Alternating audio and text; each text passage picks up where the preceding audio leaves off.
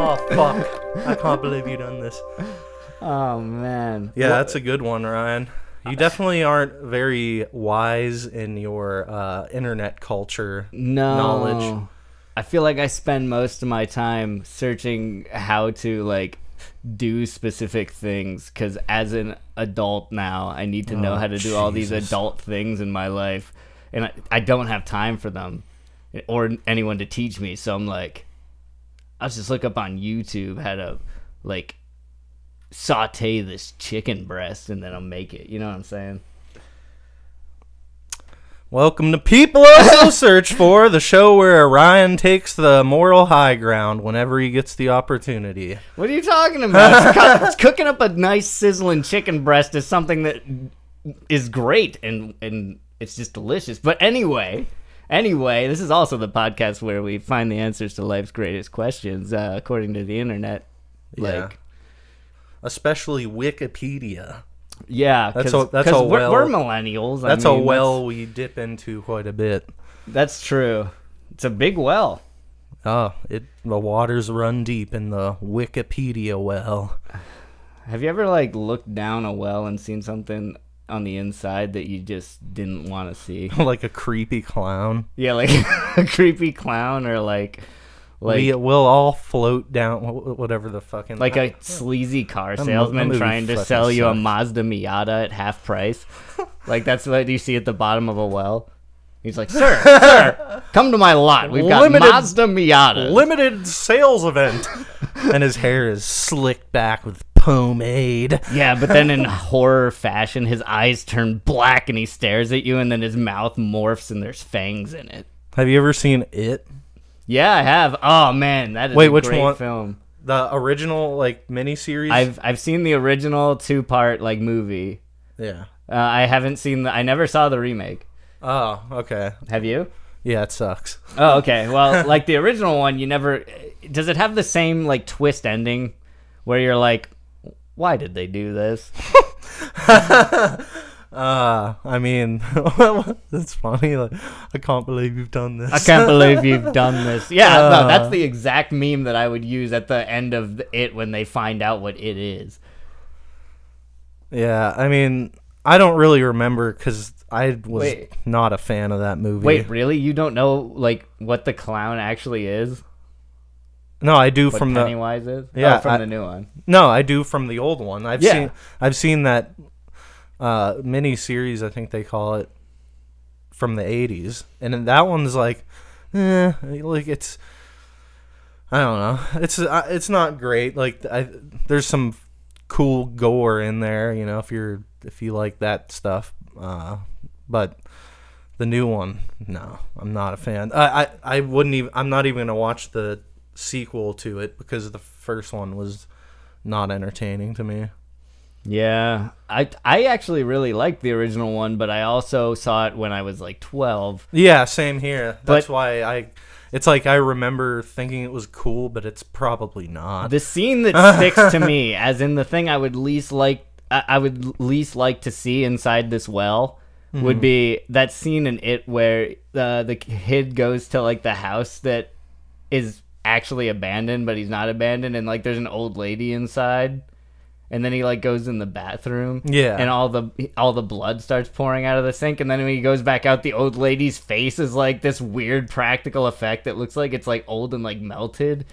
That face, man, is the most disturbing thing. Like, I hate that.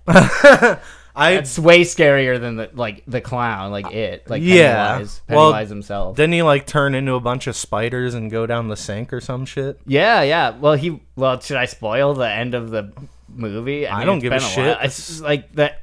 It is like the clown is like a giant spider that's in the sewers. Yeah. At the very bottom of the well, it's a giant spider. I mean, the car salesman sounds scarier. Yeah, that's true. The car salesman. Car salesmen are scary. Business people are scary. They just got that eye where you're like, they see you as a victim of... Eye of the tiger, the thrill of the fight, I can't believe you've done this. Yeah. Am I doing it right? Have I learned?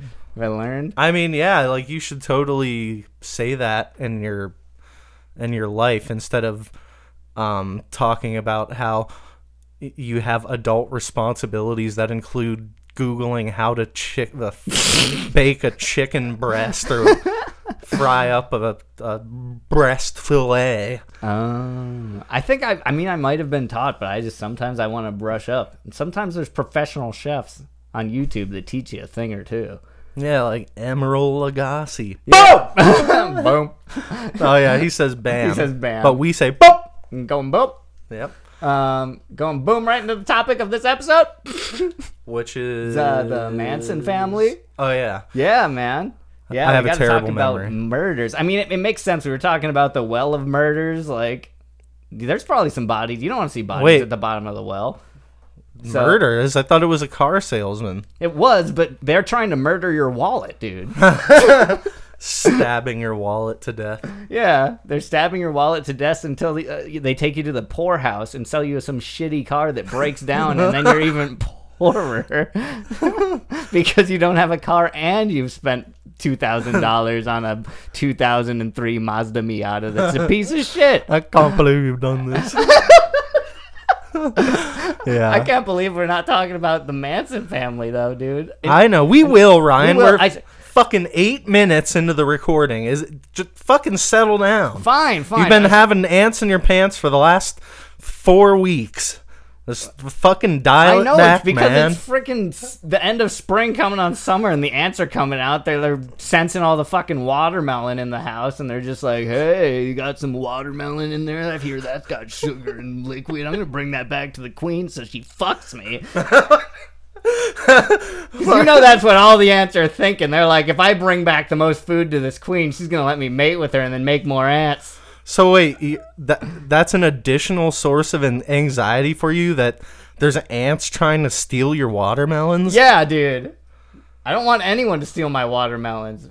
I'll share my watermelons with you, but don't try and steal them. I can't believe you've done this. Oh, man. So, I don't know, what it was like 6 months ago or something, way before the COVID times. Mm-hmm. We saw that movie Once Upon a Time in Hollywood by famous film director Quentin Tarantino. Yeah, and heck of a guy. It was a heck of a movie. I wasn't even excited because I had heard nothing about it when we saw it, except that it was Quentin Tarantino. And then I walked in there and I was like, "Holy shit! This is a man that knows how to tell a damn story." I mean, we all knew that going in. Yeah, but sometimes, there's always like that opportunity where it could be a flop. I was skeptical a little bit because I wasn't sure if I was going to like it. But man, there's so many. I came out of there amazed. So many of my favorite movies are Tarantino. Like fucking yeah. Django Unchained. That is like a fucking masterpiece of a fucking movie. The Hateful Eight. God, man, that's another one. It's just, so much. So many things happen. Have you seen Hateful Eight? I haven't. Oh fuck, man! I'll watch that with you. That's I've seen it twice, I think, and I would definitely watch it again and again. Okay. See, like one or two other people I met that have seen that said that they didn't like it that much. Well, some people are fucking stupid, Ryan. Oh, okay. As we've talked about previously in our own private convos. True. Everyone does that.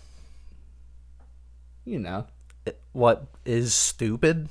Yeah, everyone's stupid. Yeah. Everyone's stupid sometimes. Most of the time. Yeah. Even me. Like, listen to our podcast. Have you heard our podcast? Have you heard of us? I've heard it many times. Jacob and I get together in the utility cave weekly and do this. Yeah, that's not false. No, dude. And I listen to it multiple times. 2 to be exact. Whoa, is that actually how you create a podcast? 3 to be exact, because I usually will listen to it on Spotify, one of the many platforms you can find our podcast. Also go to YouTube and subscribe and hit the like button and ring that bell. Boom! Yeah, especially if you like Let's Plays. Quentin Tarantino movies are good. If you don't think so, go fuck yourself. And now we're going to talk about the Manson family. Yeah, we are. So why like Once Upon a Time in Hollywood brought us into the Manson family because they brought me into wanting to think about the Manson family. Yeah, I've looked into it before. I actually when I was in, I think, like 11th grade, I wrote a lengthy research paper about the Manson family and murders. Yeah. So I know, I mean, some of that has slipped away in my shitty memory. So I'm sure I'll learn even something new today. But Ryan, you didn't really know anything about it before watching that movie? No, not really. I mean, I'd heard the name and I kind of had like a brief idea of who they were, but I didn't know like anything about the whole story. So I was a little in the dark on that and how accurate that portrayed the Manson family. Well, yeah, I mean, you're still in the dark because they didn't really use any like historical events. Damn, really? It was just the name, essentially. Wasn't it a retelling of what actually happened? I mean, yeah, I guess you could say it was a retelling, but other than the names of the people involved, they didn't use any like touchstones from the actual events. Whoa, really? I thought it was like vaguely based on reality, but like an alternate version of reality. So, well, in the movie, I'm trying to think if it's really a spoiler or not.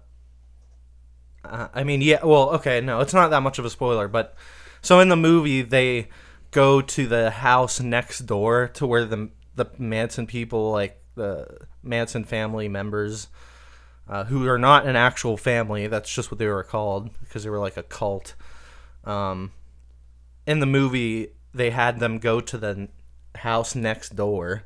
So a completely different story happened than what actually happened. Gotcha.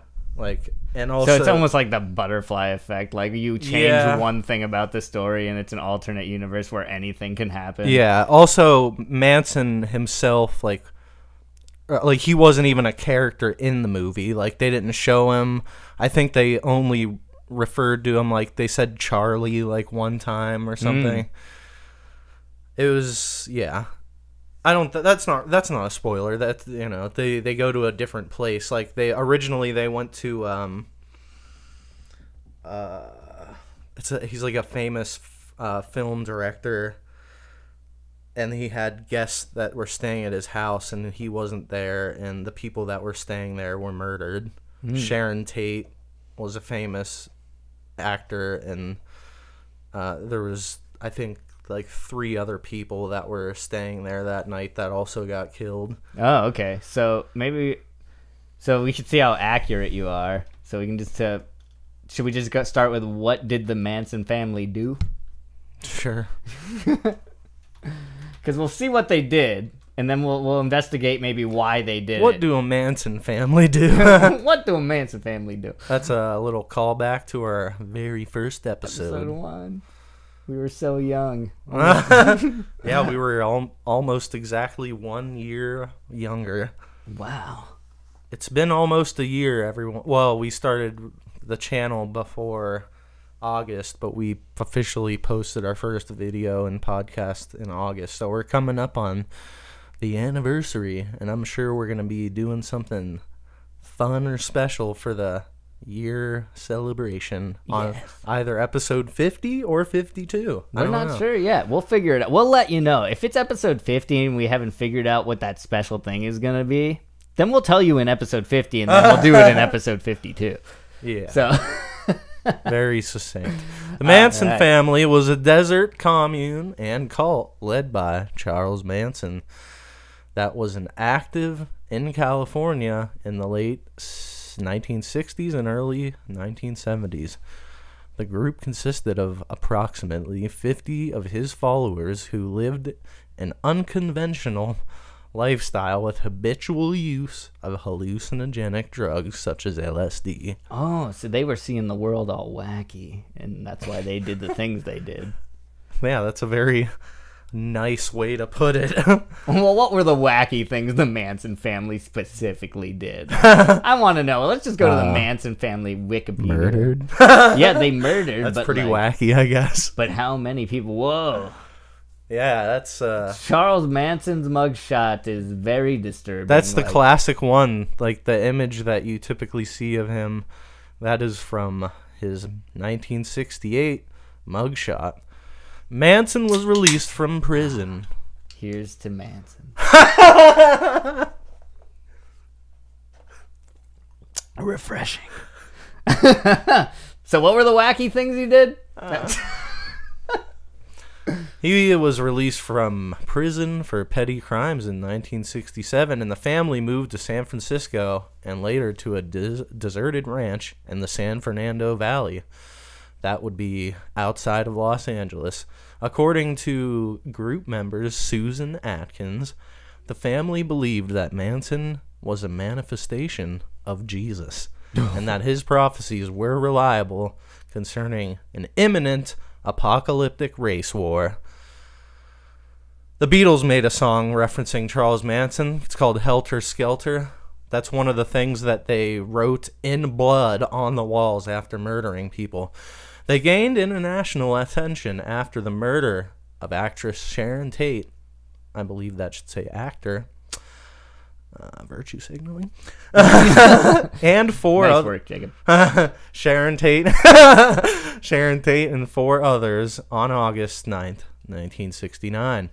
The murders were committed by Tex Watkins, Susan Atkins, and Patricia Krenwinkel. Linda Kasabian was also present but did not take part. Group members were also responsible for a number of other murders, assaults, petty crimes, and thefts. So, on the night of August 8th, 1969, Manson directed Watson to take Susan Atkins, Linda Kasabian, and Patricia Krenwinkel? Nailed Patricia it. Krenwinkel to Melcher's former home of 10050 Clio Drive in Los Angeles. CLO. Ah, Jesus. I can't see. I'm freaking blind. It's fine. In Los Angeles to kill everyone there.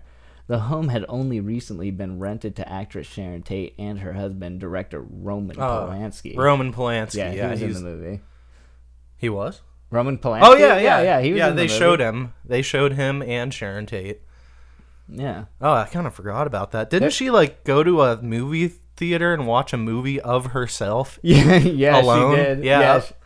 That was a pretty bizarre scene. Also, they had her put her feet up on the seat in front of her. Uh-huh.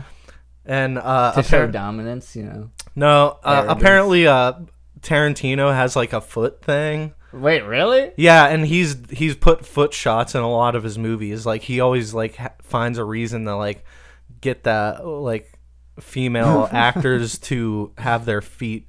And remember, also there was like put your feet on the chair. Oh yeah, that's gonna be so hot. In this film. Like, yeah, that's what Tarantino's and then also there was the scene where she was with Brad Pitt, one of these women that committed the murders. She was in the car with Brad Pitt, and she had her feet like up, hanging out the window. You remember that? Yeah. And apparently he does that because, like, I don't know, people say he's like a foot fetish guy. Oh, that's weird. But it's pretty funny because, like, he started leaning into it where it's like, yeah, I'm putting feet up on the big screen. Take that, white America. Yeah. And it's weird to me that they didn't have, like, a scene in Inglourious Bastards then where, like, the bear Jew was licking Aldo Rain's feet or something. Oh, yeah. I mean, like something really obscure and strange. Well, I think it's like once people started hearing about that, he like purposely put that stuff in the movie. Oh, okay. Yeah, I think like once it was like the cat's out of the bag, then he's like, oh, fuck it, I'm just gonna do it now. Like, that didn't actually happen in that movie, but oh no, no. I was just for anyone. That was an obvious like thing that I was making of. Yeah. Kind of like what he did with the Manson family in Once Upon a Time in Hollywood, apparently. So I'm just like Tarantino, man. The family members proceeded to kill 5 people they found. Sharon Tate, 8.5 months pregnant. Oh yeah, I forgot about that little juicy tidbit. She was pregnant, which makes it doubly fucked up. Yeah. Who was living there at the time. Jay Sebring, Abigail Folger, and Wojtek Frykowski, who were visiting her, and Stephen Parent, who had been visiting the caretaker of the home. Atkins wrote "pig" with Tate's blood on the front door as they left. The murders created a nationwide sensation. Yeah. They also, I'm pretty sure they wrote "Helter Skelter" somewhere on the inside of their house. With blood as well, and that was like some big like thing that Manson always preached about, that there was going to be like an apocalyptic race war. But if you go back up to the top, there's like a link to where they talk about Helter Skelter. Right here. Okay. Let me see here. For some time, Manson had been saying that racial tensions between blacks and whites were about to erupt, predicting that blacks would rise up in rebellion in America's cities. Wow, this is pretty timely, Ryan. On a bitterly... Oh, speaking of which, I went to a fun event last night in downtown Cincinnati. Yeah. Tell me about it. It was a celebration for Juneteenth. And there was lots of fun to be had, and I'm going to leave it at that. Yeah. Where did I leave off here? Okay. Man. On a bitterly cold New Year's Eve at Myers Ranch, as the family gathered outside around a large fire, Manson explained the social turmoil he had been predicting had also been predicted by the Beatles. Whoa. The White Album songs, he declared, foretold it all in code. In fact, he maintained, or would soon maintain, the album was directed at the family and electing an elect group? Oh, an elect group that was being instructed to preserve the worthy from the impending disaster. In early January, it's fucked up. Helter Skelter, kill a family.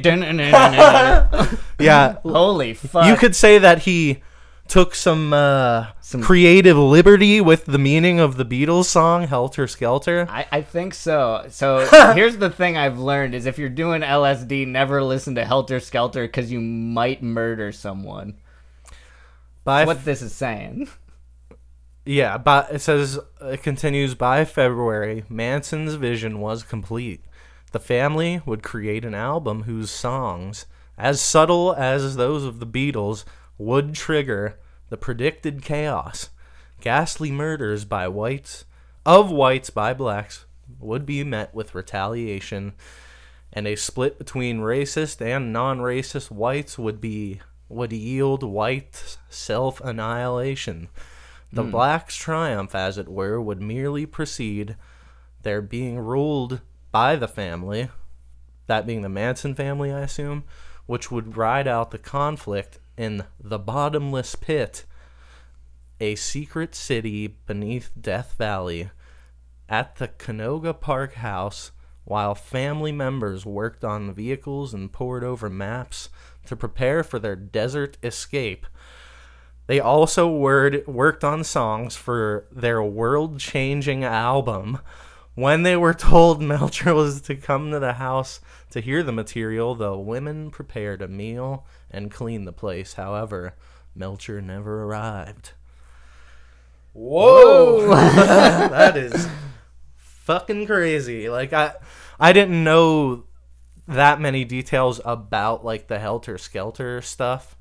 Although I did read a biography about Manson called Helter Skelter to research for my paper that I wrote in high school.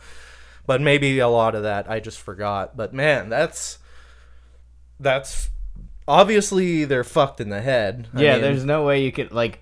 If we read you the lyrics out loud right now, there's no way you would think to do any of that, like, or have any of those thoughts. I wonder, like, how did that happen? Like psychologically, like, what happened to them that made them like that? Why is he like this? What is the attraction? That's like the beginning of the Chris Chan documentary. Like, oh wait, really? Well, yeah, Geno Samuel. He like narrates the like opening song. It's like, dun, dun, dun, dun. Why is he like this? I'm just gonna type in why was Charles Manson like that, and see what comes up. All right. After we pause. That too. That just seems like fun. It is. Anyway, I didn't really find what I wanted from the search. Why was Charles Manson like that? Mommy, why was he a bad man? It's because he was a recidivist, Ryan. Here, I'll try something a little more. Have you ever heard of recidivism? No, what's recidivism, Jacob? It's when you go to jail over and over because you're a mean man. Oh. Yeah. Wait, he just went to jail over and over? Yeah, when he was like a teenager. Oh, okay. He basically lived in prison for his entire life. Wow. Okay. I mean, especially after the murders happened, because then he, went to jail for the rest of his life and died there. I think he died. Wow. He died, right? Yeah, he's dead. Charles Manson? Yeah. Yeah, he's dead. It wasn't that long ago, though. Really? Yeah, I think it was in the last 10 years. We'll take a side trip and see how old he was when he died. How old was Charles Manson when he died? 83. So, he died in 2017? Yeah, 3 years ago. Wow, I did not know that. That was very recent. Holy shit. Was he just in jail for the rest of his life? Yep. He went to prison probably. All right, here's a good summary. Born on November 12th, 1934 in Cincinnati, Ohio. What? Whoa! Cincinnati.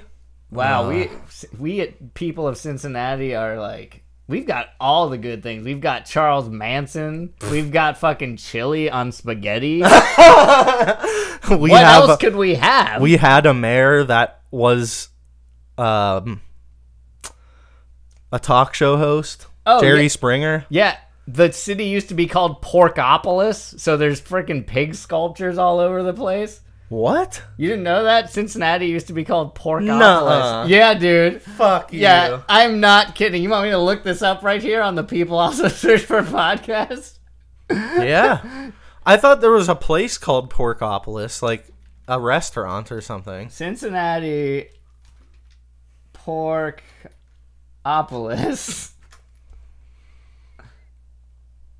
Remember, Cincinnati Porkopolis was not a compliment? Let's see if I can find Porkopolis, Cincinnati's port-producing PAST. Yeah. PAST. Oh, here we go. Okay. Why did you spell it out? I don't know, but I'm just trying to be entertaining, Jake. All right, Wikipedia well. But here you go. The history of Cincinnati. Yeah, we're dipping into that well, and we're going to avoid the used car salesman. Click. Even though there's a lot of them in Cincinnati. Yeah, click that link, Ryan. Let's check Wikipedia, as we are wont to do here on People Also Search For. Cincinnati began with the settlement of Columbia, Los Santiville, and North Bend in the Northwest Territory of the United States, beginning in late December 1788. The following year, Fort Washington, named for George Washington, was established to protect the settlers. Ah, history. Wonderful. It was chartered as a town in 1802 and incorporated as a city in 1819 when it was first called Queen of the West. That's why they call it Queen City, right? Oh, man. And Queen City sausages are great. I mean, Yeah, that has they to are. do with the Porkopolis. Pork, Queen sausage, Queen City sausage. We're making connections here. That's just great. Yeah, we're connecting those dots. Yeah. Located in the Ohio River, the city prospered as it met the needs of westward bound pioneers who traveled on big buckets of mashed potatoes. Wait, what? The pioneers, they used to ride those big buckets of mashed potatoes all over the countryside of Cincinnati, Ohio, they did. It had 30 warehouses to supply military and civilian travelers, and had hotels, restaurants, and taverns to meet their lodging and dining needs. Not seeing anything about Porkopolis here, Ryan. All right. Cincinnati became the sixth. We gotta search for Porkopolis. The reason it's called Cincinnati is because there was an ancient warrior named Cincinnatus, and yep, it's named after him. Wait, what? Yeah, there's a statue of Cincinnatus downtown. Really? Yeah, that's why I refer to it as Cincinnatus a lot of times. Oh, Yeah, I didn't know that Cincinnati Cincinnatus was real. All right, Okay. We need to. What's the command? We're probably gonna have to cut this out right here. Cincinnati became. Well, you want me to read the whole paragraph?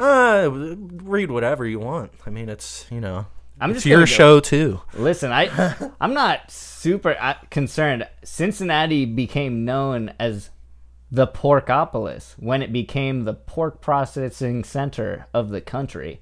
So Cincinnati's made a lot of pork. That's why I ended up here, Jacob. Well, I love pork. So that's like a nickname. It's not like it used to be called that. Yeah. Okay. So Cincinnati's nickname was Porkopolis then.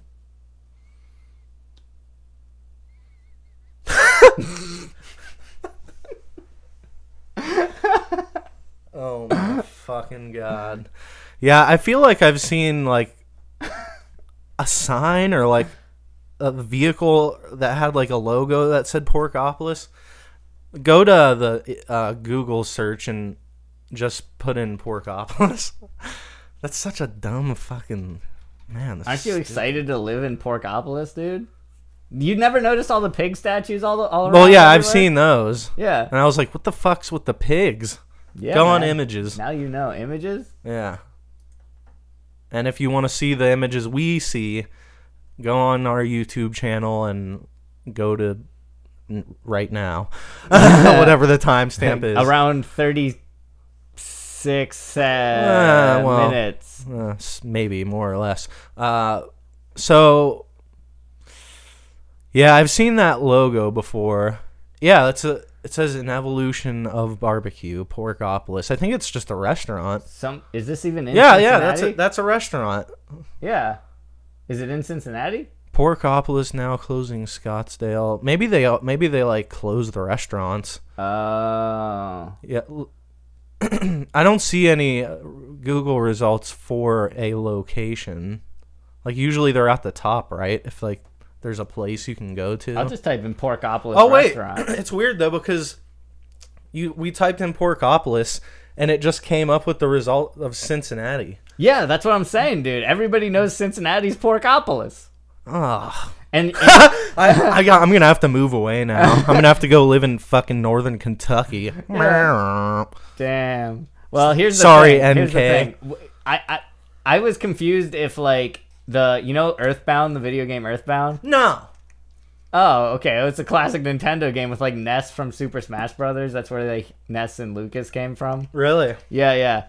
So Earthbound, the city in it's New Pork City, and I was always like, did they like get that name? And this is weird because I'm from New York, but I live in Cincinnati, and I was like, did they get that name from like combining Porkopolis and New York City, and they got New Pork City? And I'm like, that's hits so close to home because those are the two places that I live. Oh man, you're really connecting those dots there, Ryan. I know, man. It's the lore of my life, and I Pretty love soon it. you're gonna wake up and you're gonna be scrawling the pork in Cincinnati and New York all over your walls like Jim Carrey in the number 23. Yeah, dude, and like Sonic the Hedgehog loved chili dogs, and like I love putting chili on Queen City sausage. It's just like, man, you can connect so many things. You put chili on a fucking sausage sandwich? On like brats? Ugh, dude. Jesus Christ.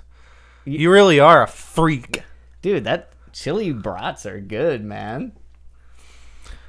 Dude, I bet the Manson family would eat chili brats. I never had any of the Cincinnati like chili dishes ever.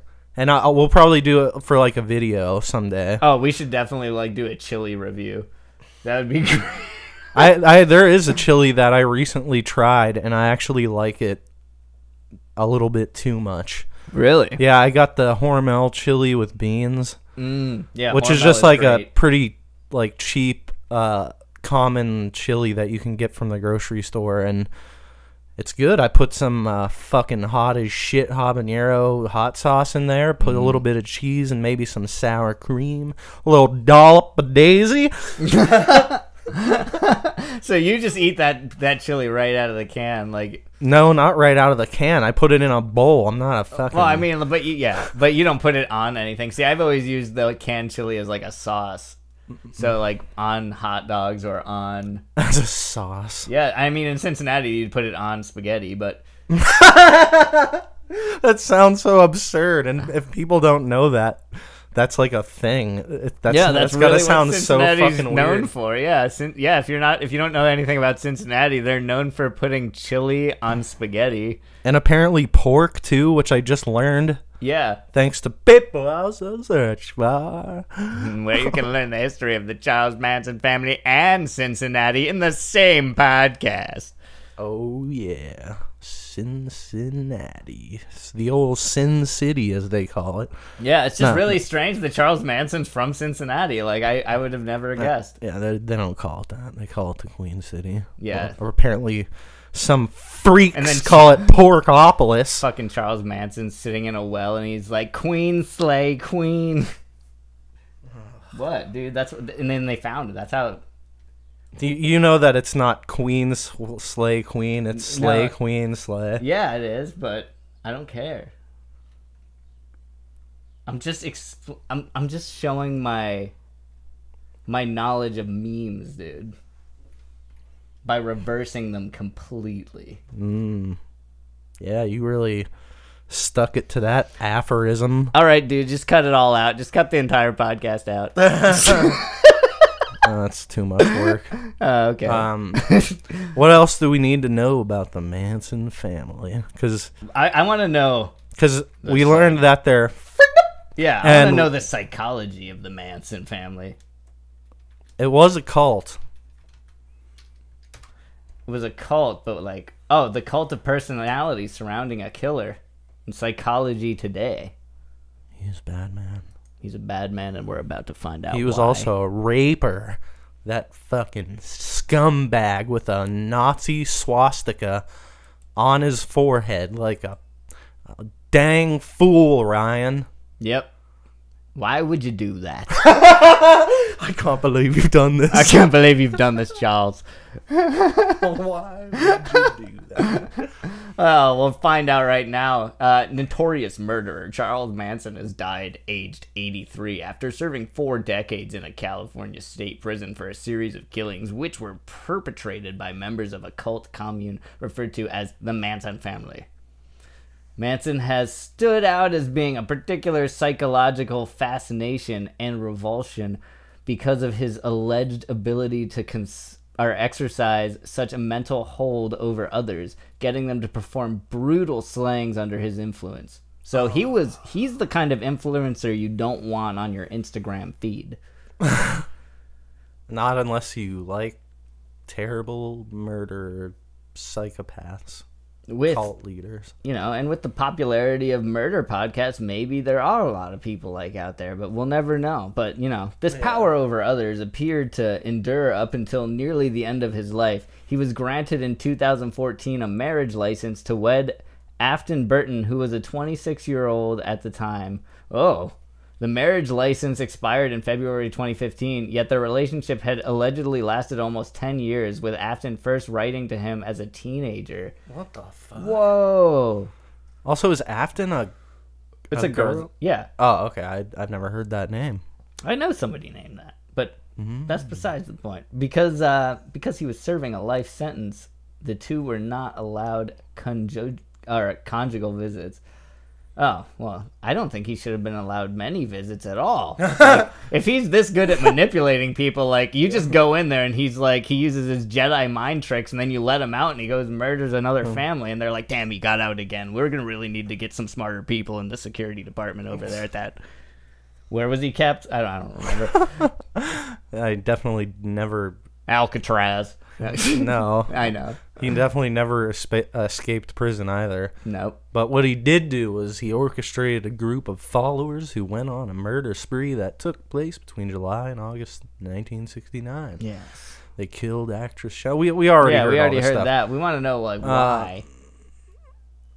Manson was not there at any of these killings, but was nonetheless convicted of murder for directing his followers to murder. Oh, he never got his hands dirty? This motherfucker. Well, he did, like, at other points, though, in his life. Oh, okay. I think he, like, murdered somebody in cold blood that he didn't get caught for, I think. Manson was not there. Does such ability to control others lie within a particular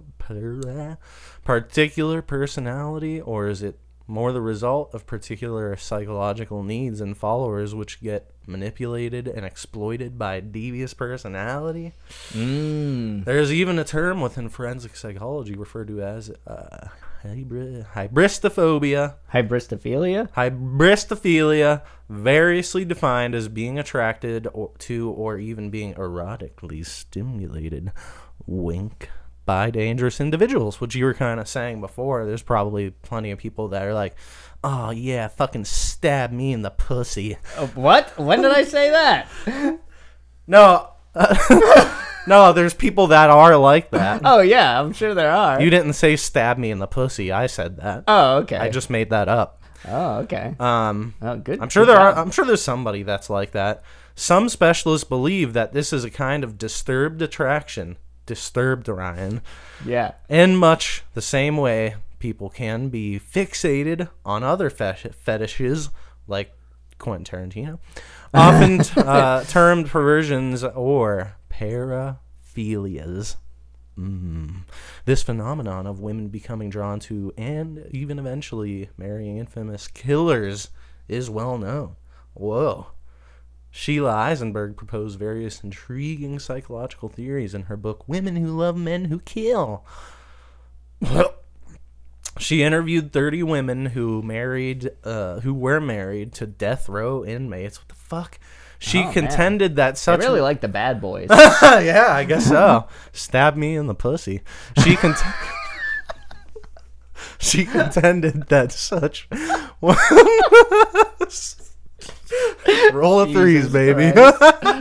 She contended that such women had been abused in their early... I don't know. It's a terrible thing to be laughing through. I know, it is. Such women had been abused. Fucking breaking the fourth wall.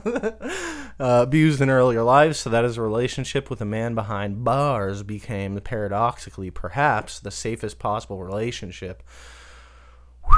Oh, man. Sheila Eisenberg suggests that marriage to notorious serial killers like Charles Manson often offers some women suffering from low self-esteem the thrill of fame. Perhaps a killer's notoriety provides a sense of worth. Oh, my God. The bigger the impact of the crime, the more important she feels. Oh, man, this is frigged up. Yeah. I couldn't even do it in a high-pitched voice that time. Yeah, it's like... Yeah. So alarmed that this is real. Yeah, that's... I mean, I don't know. I feel like that says enough about that. Yeah, probably. I don't know. Should we learn other stuff about the Manson family? Yeah, we should. Absolutely. Like we already read who they were and who they killed and how Manson was a piece of shit and he was a crazy man. How about the Helter Skelter song? Oh yeah. What's it actually about? All I can hear of it is like Helter Skelter. I don't know any of the other lyrics. Oh, do you want to just read the lyrics out? The Charles Manson thing is coming up, but I want to know. The Beatles Bible. This is a hard one. The BeatlesBible.com. The Beatles Bible. Helter Skelter. Oh yeah. Ryan's about to take it away. Paul McCartney's Helter Skelter was an attempt to create a rock and roll song as loud and dirty as possible. It later became one of the Beatles' most notorious songs after Charles Manson interpreted it as a symbol for Armageddon. Man, those two are intertwined, the song and Charles Manson, no matter where you go. Mm-hmm. The sound, which has been described as a prototype for 1970s heavy metal sounds, was an attempt to outdo The Who. In an interview, Pete Townshend had... Townsend? Yeah, Pete Townsend. Yeah, had described their single, I Can See for Miles, as the group's most extreme sound to date. Wow. And here's a quote from Paul McCartney. I was in Scotland and I read in Melody Maker that Pete Townsend said, "We've just made the raunchiest, loudest, most ridiculous rock and roll record you've ever heard." I never actually found out what the track was that The Who had made, but that had got me going. Why have you done this? Or, I can't believe you've done this. But just hearing him talk about it, so I said to the guys, I think we should do a song like that. That something would be really wild. And I wrote Helter Skelter. You can't hear the voices cackling, and we played it for so long and so often that by the end of at the end of the song, you can hear Ringo saying, "I've got blisters on my fingers." We just tried to get it louder. Can't we make the drums sound louder? That was really... Turn up the drums. Ringo, turn up the drums. Turn up the drums, Ringo. Your drums are too quiet. Hit 'em harder, Ringo. That was all I really wanted to do, to make a very loud, raunchy rock and roll record with the Beatles. But Ringo kept fucking it up. And I think it's a pretty good one. End quote by Paul McCartney. That was him. Thanks for stopping by, Sir Paul. Man. Nope, no problem. Have a good podcast. Thanks. Thanks, Paul. Oh, good guy, that Paul McCartney. Changed music forever. Yeah, I mean, he did. I mean, him and good old John Lennon and good old Ringo Starr and good old George Harrison. Yep. R.I.P. I want to just, read out the lyrics to Helter Skelter because... Check it out. We'll see. Brother. Check it out. Now that's a great song, dude. It is. I forgot about that one. I'm listening to that right after this podcast over with, and the listeners should too. Is that Basement Jacks? Basement Jacks? Did they do that song? Okay, we'll give the listeners our people also search for a music recommendation of the week, and that's gonna be Funk Soul Brother by Fat Boy Slim. Oh, Fat Boy Slim. Of course. They're pretty classic. They're pretty similar to Basement Jacks. Yeah. So go listen to that right now. But Funk Soul Brother, listening pleasure right now, we're going to copyright strike. We're gonna read out the lyrics for Helter Skelter. Do you think we'll get copyright strike because the internet will think that I was actually Paul McCartney? I'm pretty sure. Or I mean, that was really. Or are they gonna know that Paul McCartney stopped by your house in Cincinnati, Ohio?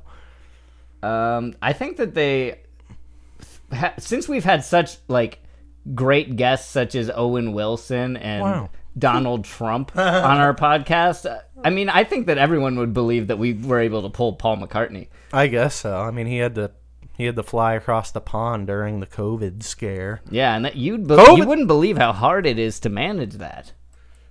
Yeah, but swell guy. But we've pulled up the lyrics to Helter Skelter, and Ryan's gonna give us a sampling. When I get to the bottom, I go back to the top of the side. I immediately remembered the song when you started. I was like, oh, when I get down to the bottom, I go back to the top of the side. When stop and turn, I go for a ride. Till I get to the bottom, and I see you again. Yeah. Anyway, well, don't you want me to love you? I'm coming down fast, but I'm miles above you. Tell me, come on, tell me the answer. Well, you may be a lover, but you ain't no dancer. Go murder your family and friends. Now, I'm just reading it as if Charles Manson was hearing it. Helter Skelter, Helter Skelter, Helter Skelter, yeah, woo. Oh, won't you want me to make you? I'm coming down fast, but don't let me break you or murder your family. Tell me to murder your family. You may be a lover, but you ain't no murderer. Look out, Helter Skelter. Yeah. Yep. I don't see how any of this could be extrapolated as a race war. Yeah, the lyrics are very Armageddon. normal. And it just keeps repeating what we've already said for the most part. Mm-hmm. Like, there's nothing. I wonder what that phrase actually means. Like, where's the phrase Helter Skelter come from? Yeah, like, is that just some, like, nonsense phrase that they made up? On LSD? Hi, we're the Beatles and we're on LSD. Ringo, turn your damn drums up. Ringo, the LSD is making your drums too quiet.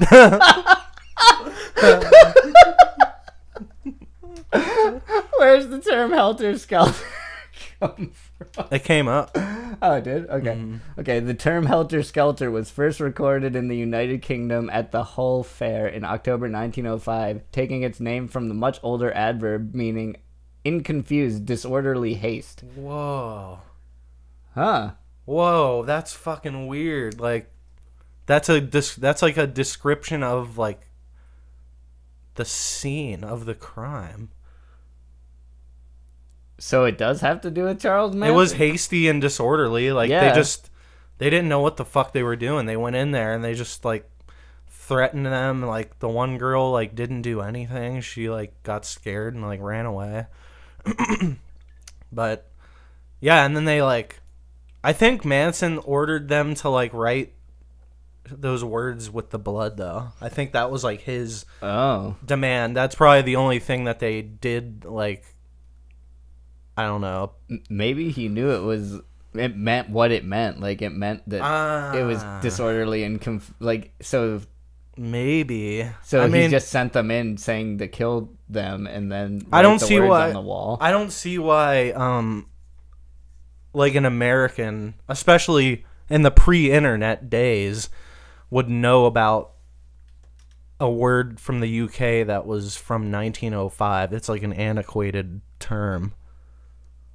Yeah, that's like like when the Beatles used it, I feel like they were like, oh, nobody says this anymore. Let's use it as like a rock and roll term, like a rock and roll type of like refrain. I have no idea.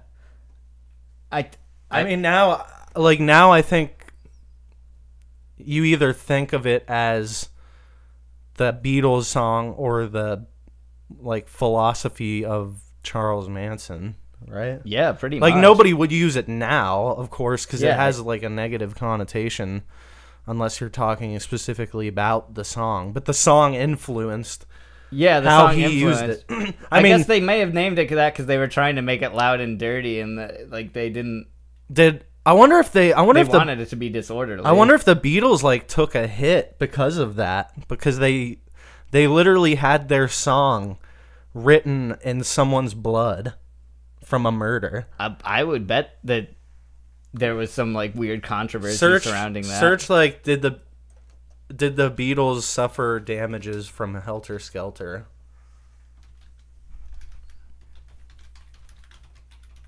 Oh, it auto-filled once you got to like H. Okay, so maybe we've got something. Rare footage of Paul McCartney writing Helter Skelter. Did the Beatles ever comment on Charles Manson? On People Also Ask? That might give us something. Yeah, maybe. Manson as a frustrated musician? Wow. He just says he convinced his cult members that the Beatles' music, and particularly the song Helter Skelter, contains subliminal messages to commit violence. In the Beatles, I think Manson saw things he desperately wanted: worldwide respect, stardom, and, of course, money. Okay, like, so I don't think the Beatles... I guess people probably... The Beatles had come out with the song, so... I mean, wouldn't you say at the very least it's like kind of like bad press? Yeah, it's bad press. They did...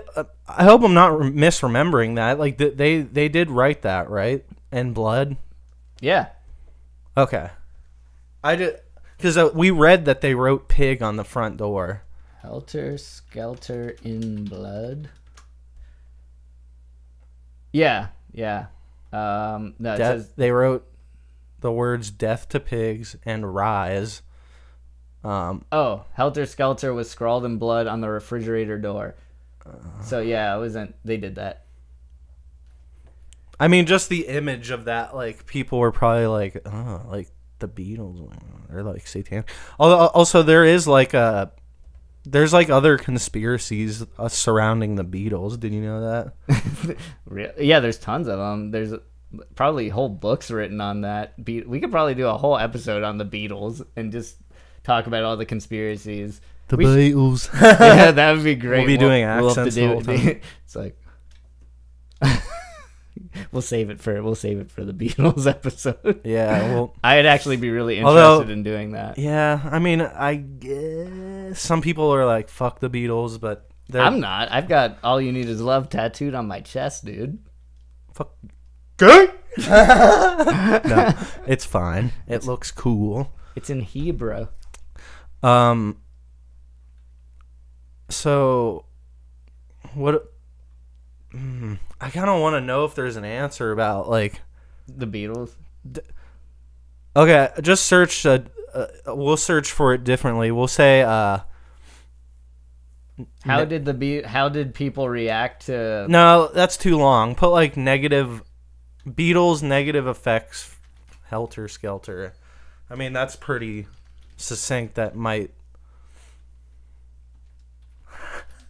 I saw that hesitation. Yeah. Ryan almost forgot which effects or effects. A or E. Yeah, and I do that all the time. I hate that. Yeah, that's fine. It's probably really common. All right. Oh man. Go on the Beatles Bible one, because there's something that says effect that Helter Skelter had. Now use your little search thing. Control F. Yeah. So effect. Yeah. Okay. By 1960. Oh yeah, we were on this already before. By 1968, the Beatles had become amused at the often fanciful interpretations applied to their songs. John Lennon played encouraged such thinking on Glass Onion, also on the White Album. Good album. And several other songs referenced previous by the works by the group. However, they were applied by the effect that Helter Skelter had upon Manson and his followers. And would you like to do the John Lennon quote, Ryan? We used to have... I don't know how to do a John Lennon.